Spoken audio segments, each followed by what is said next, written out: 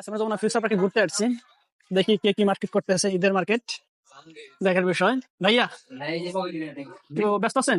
না, কথা বলা যাবে? কথা বলা যাবে? জি, জি, অবশ্যই। এখানে কি জন্য আসছেন? মার্কেট এখানে করতে? just না মার্কেট না ভাইয়া। এটা কি? আমি হাসতেছি তো। এটা কি ধরনের হাসি? কম হয়েছে, আরো জোরে হাসবো। স্টপ ইট প্লিজ, ফেক হাসি দিয়েন না, এটা বোঝা যায়। তাহলে এখানে মার্কেট করতে আসছে, আপনি মার্কেট করবেন না? না, আমি তো ঈদের মার্কেট করি না। আমার মার্কেট এগুলা সব মানে আসে। আমি করি না। কোথা থেকে আসে ভাই? আসলে বলতে আমার গার্লফ্রেন্ড আছে, দুবাই থাকে তো। তো ওই দুবাই থেকে মার্কেট করে ওর পছন্দ মতো ওরা আমাকে পাঠায় ভাই, দেয়। আপনার তো চাঁদ কপাল।